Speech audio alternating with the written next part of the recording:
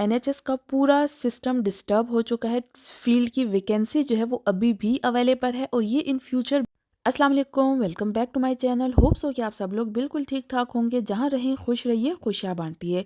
आज की वीडियो है केयर वर्कर्स के बारे में। जो लोग ऑलरेडी केयर सेक्टर में काम कर रहे हैं वो ऑलरेडी बहुत मुश्किल हालात का सामना कर रहे हैं, और जो न्यू आने वाले हैं उनके लिए मेरी ये वीडियो रहेगी जिसमें सारी डिटेल आपको मिलेगी केयर होम जॉब्स के हवाले से।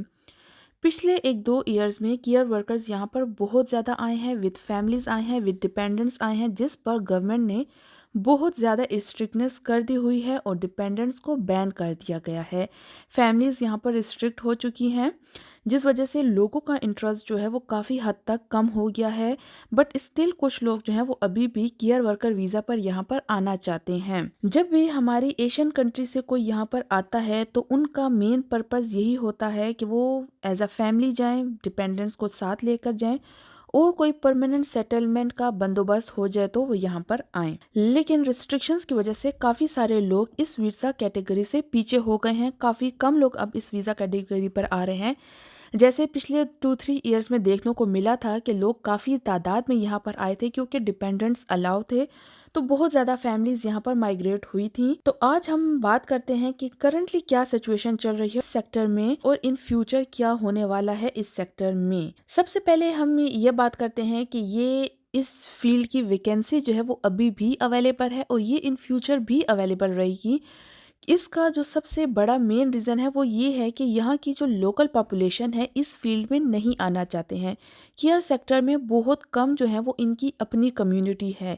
इसी वजह से गवर्नमेंट ने पहले भी ये वीज़ा ओपन किए थे क्योंकि शॉर्टेज थी, और शॉर्टेज अभी भी है। यहाँ केयर्स में शॉर्टेज अभी भी है क्योंकि गैप है, और ये गैप जो है वो इमिग्रेंट्स के थ्रू फिल किया जाता है। लेकिन रिस्ट्रिक्शंस की वजह से लोग जो हैं वो अब यहाँ काफ़ी कम तादाद में आ रहे हैं।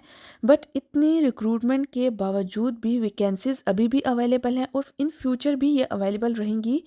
हो सकता है कि फ्यूचर में ज़्यादा तादाद में अवेलेबल हों, क्योंकि इंग्लैंड में अभी भी केयरर की इतनी शॉर्टेज है कि हॉस्पिटल्स पर प्रेशर आया हुआ है।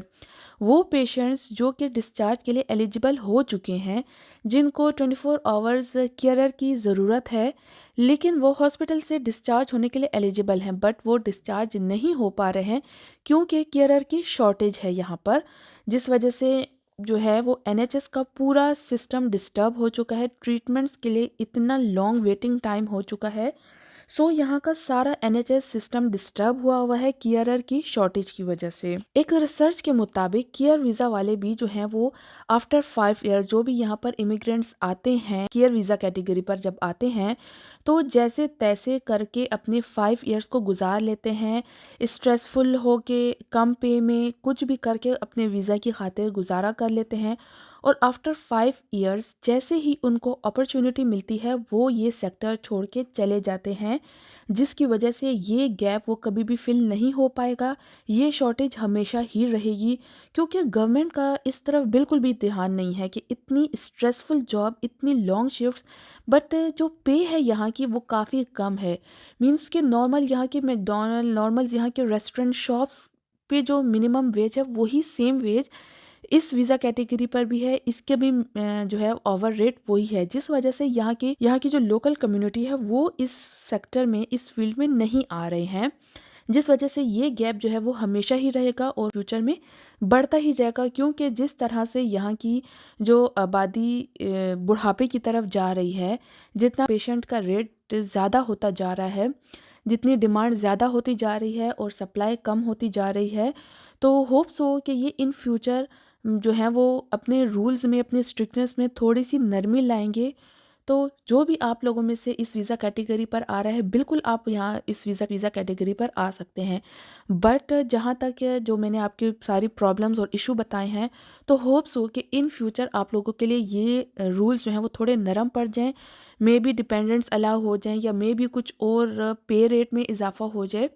सो होप्स हो कि इस वीज़ा कैटेगरी पर थोड़ी सी नरमी दिखाई जाएगी, क्योंकि जिस किस्म के इश्यूज़ यहाँ पर चल रहे हैं तो गवर्नमेंट को इस पर एक्शन लेना चाहिए और थोड़ी सी इस वीज़ा कैटेगरी पर बेहतरी लानी चाहिए, ताकि लोग जो हैं वो इस वीज़ा कैटेगरी पर यहाँ पर ज़्यादा तादाद में आ सके और यहाँ पर जो प्रॉब्लम्स इशू चल रहे हैं वो कुछ हद तक कम हो सकें। तो होप्स हो कि मेरी ये वीडियो आप लोगों के लिए इन्फॉर्मेटिव रही होगी। अगर इन्फॉर्मेटिव रही है तो मेरे चैनल को लाइक एंड शेयर करना ना भूलिएगा, और अगर मेरे चैनल पे न्यू है तो मेरे चैनल को सब्सक्राइब भी कर देना। तो आज के लिए इतना ही, मिलते हैं नेक्स्ट वीडियो में, तब तक के लिए अल्लाह हाफिज़।